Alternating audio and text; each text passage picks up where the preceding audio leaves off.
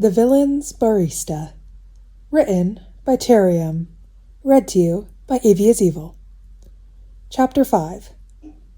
Alright, now I'm going to go into a little bit of exposition, which you guys can skip if you're like binging the series.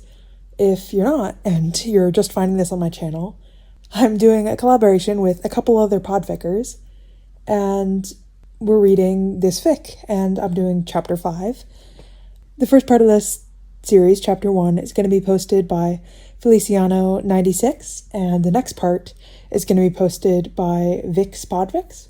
I will link everybody in the description, but this is going to be a collaboration fic where a bunch of different podfickers collaborate and read the story. So yeah, without further ado, let's get on to the chapter. Summary. Please, next time, don't leave Izuku alone in the cafe.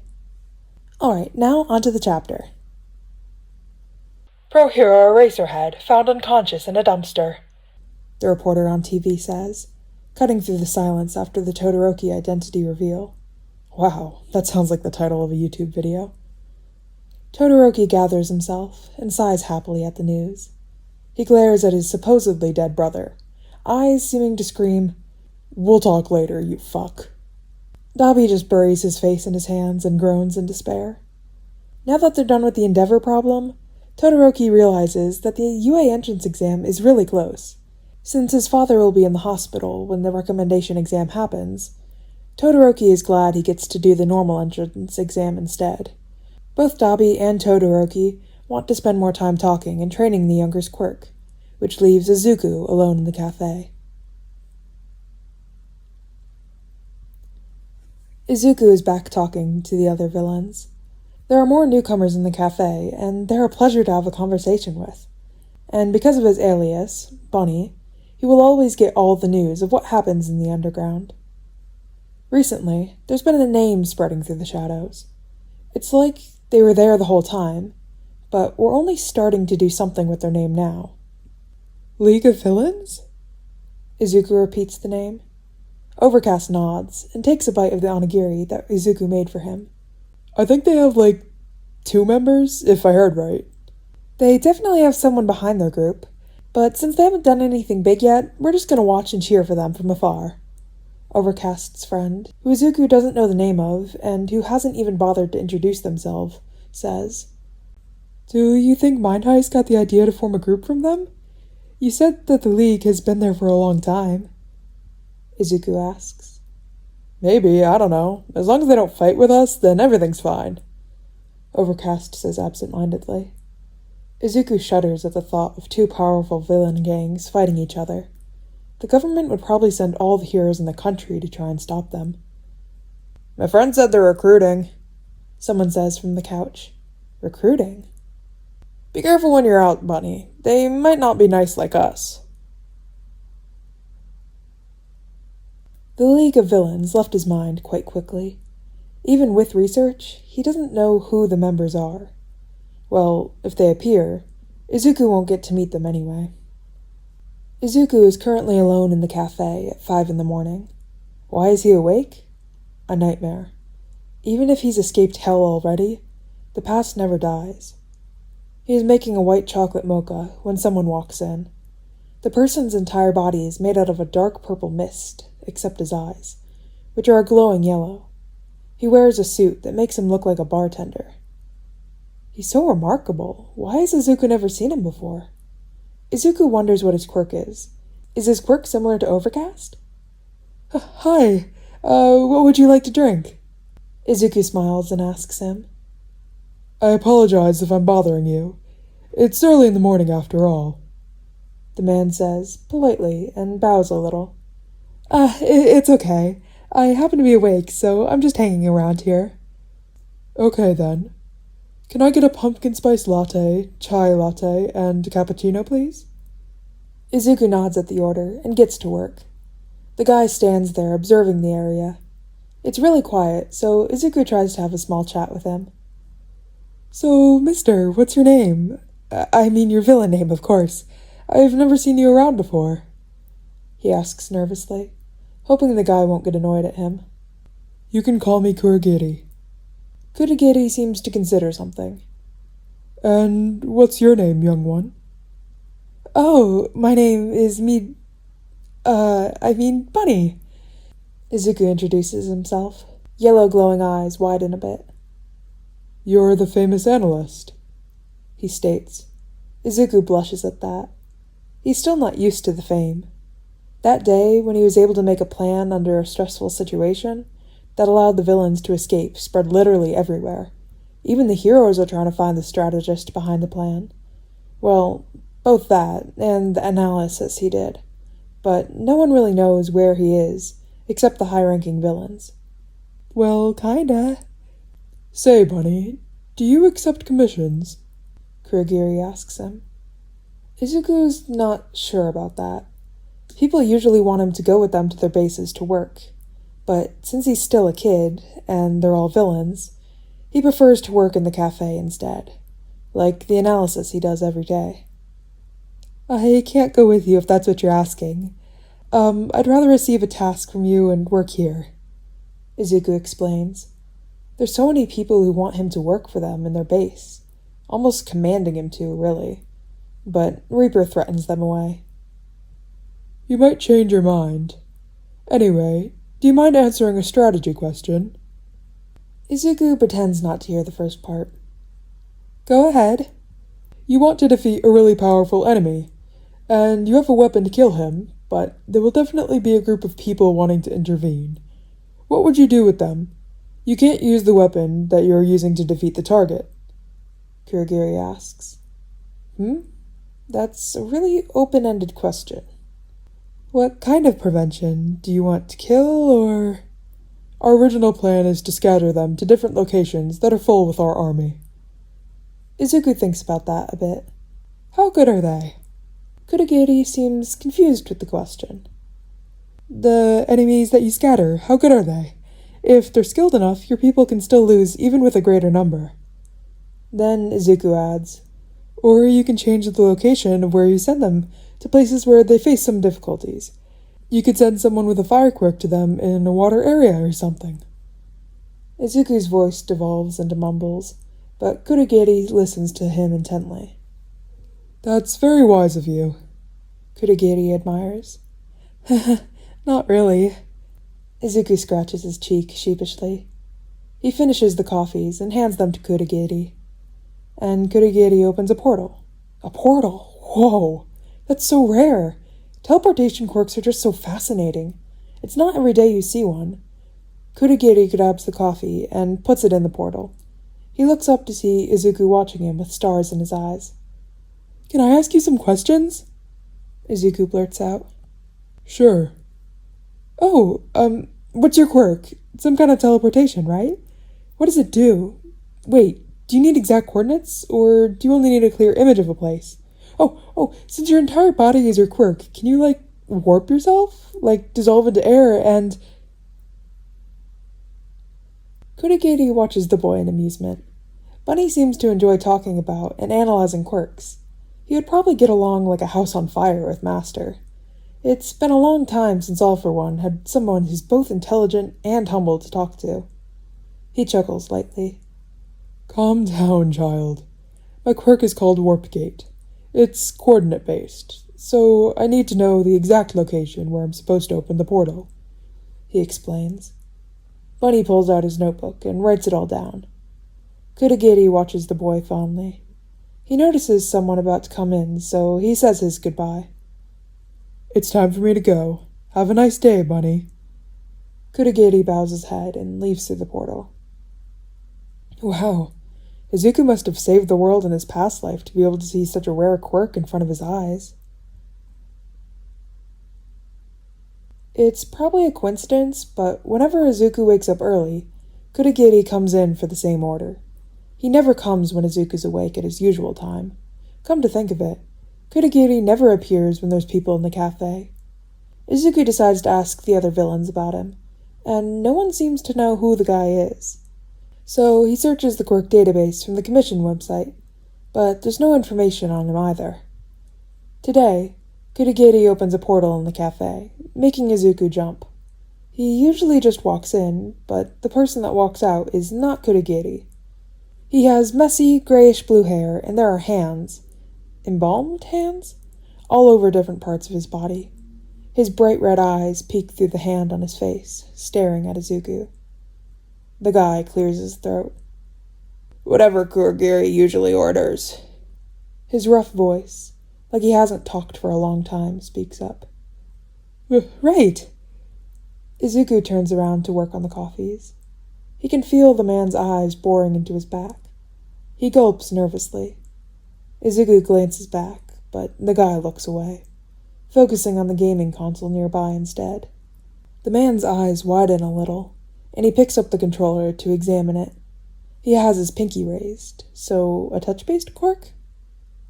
You have a PS5? The guy suddenly asks, making Izuku jump again.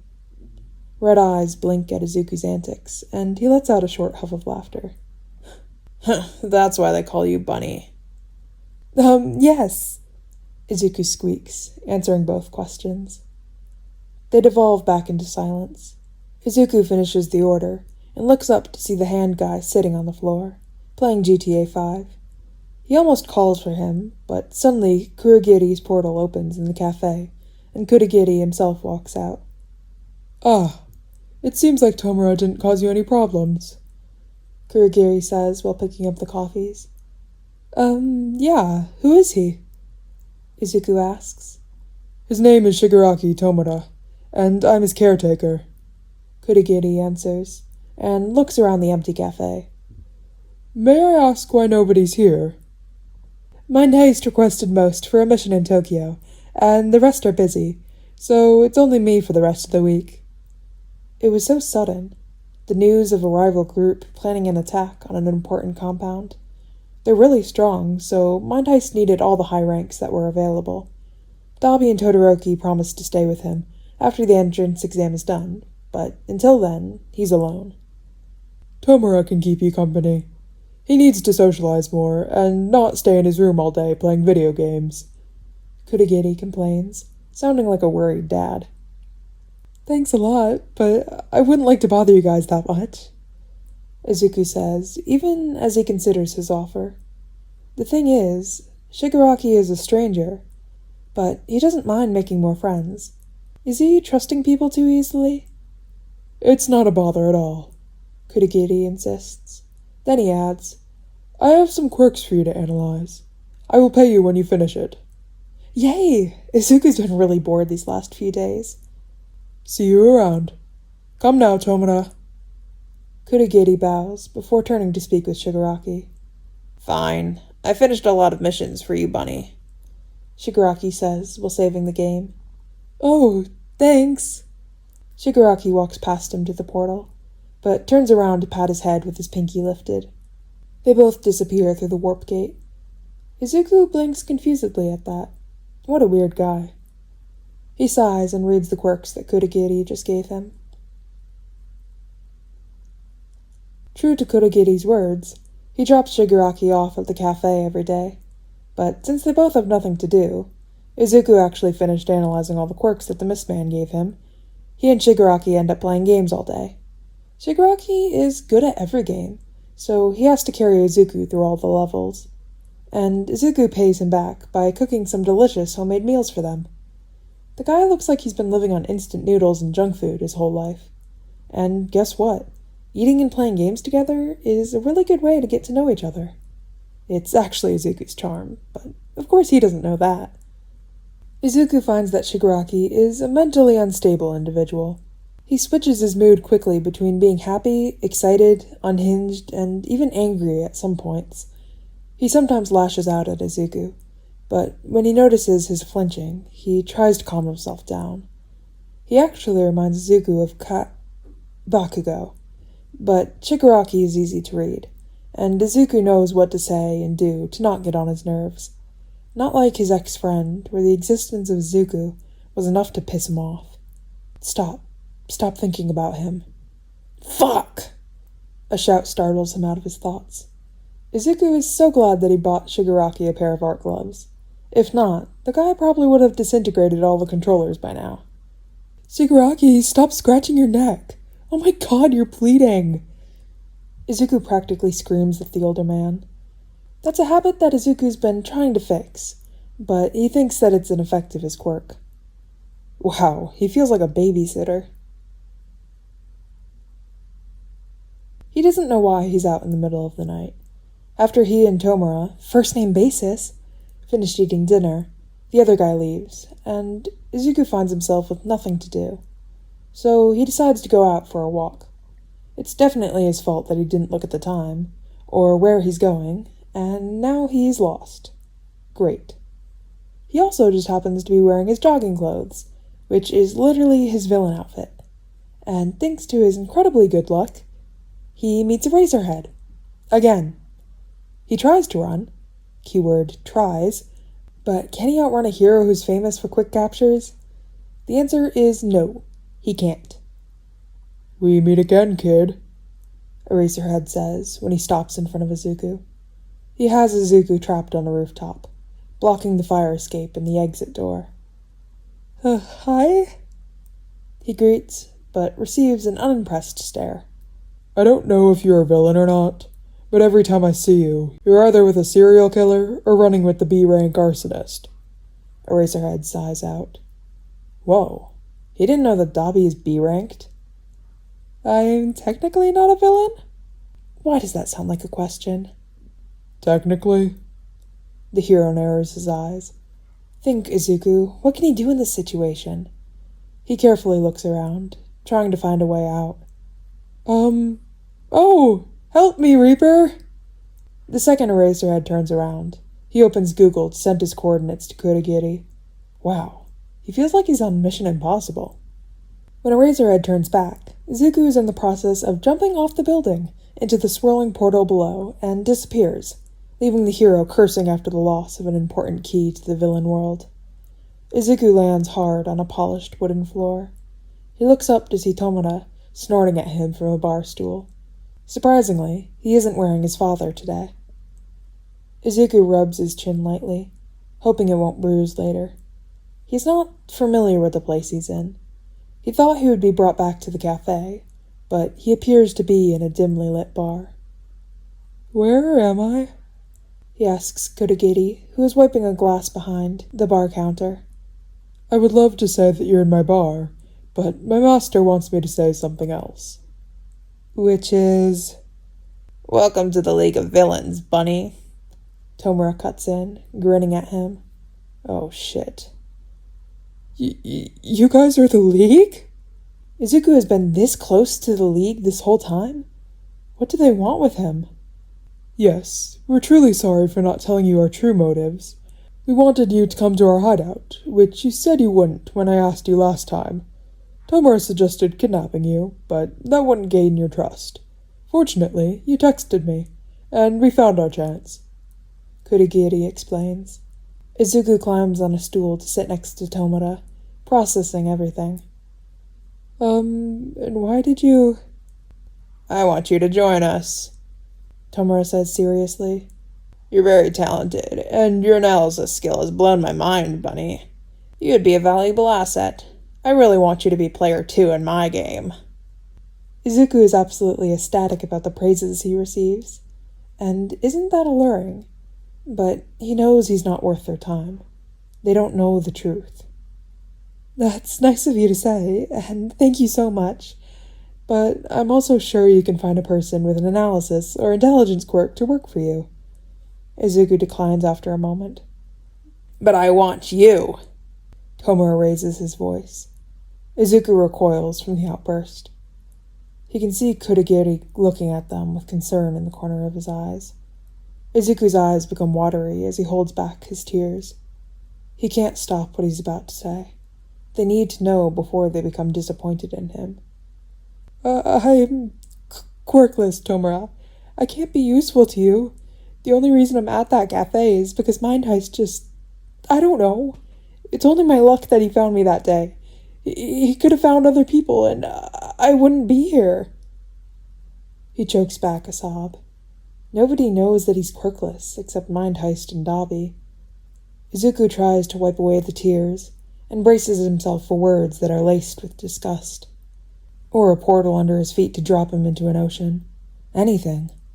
But instead, Izuku feels someone wrap their arms around him and whisper in his ear. Hey, shh, it's okay, Bunny. Listen to me, okay? Did I say anything about your quirk at all? No. I'm always talking about you. I'm praising your skill, your brain. No quirk can replace you. Got it? I'm not some idiot who judges people by their quirks. Izuku pulls back to look Tomura in the eyes, to find some lie or pity in them. He instead meets a sincere expression that he's never seen before. Right, I'm sorry for doubting you, Izuku whispers. But can I think about this first? Fine, Tomura says with dissatisfaction, but lacking any bite. Sensei said to be patient if you want something. I can wait for you as long as you join. Sensei? Izuku asks. Is Sensei the same person as Kurogiri's master? That would be me. A voice that screams, "Obey me or you die," speaks up from the small screen on the bar counter. Izuku stiffens. Tomura also becomes quiet. Kurogiri, send him here. The voice orders. A portal appears in front of him. Izuku has to stop himself from crying again, from fear, and slowly walk through the portal. Please don't kill him, Sensei, Tomura pleads. Of course. The voice chuckles. Izuku comes out of the portal to find himself in another dimly lit room. He can hear some kind of medical equipment running. Then his eyes drift to the only person in the room. He's massive, almost as big as All Might, and he's wearing a black, expensive suit. There are various tubes coming out of his throat that connect to the machine beside him, and half of his face is covered in scar tissue. Come closer to me, Bunny, a powerful voice calls. Izuku slowly walks to him. He can't stop the subtle shaking of his body. You don't need to be scared, little bunny. Or should I call you Little Izuku instead? He jolts in fear and surprise. How does he know his name? Anything is fine, sir. My, how polite of you. Let me introduce myself. My name is All for One, but I prefer to be called Sensei. What the fuck? All for One? Izuku blurts out, but quickly clamps his mouth shut. Oh? You know me? All for One asks in interest. I read about you before.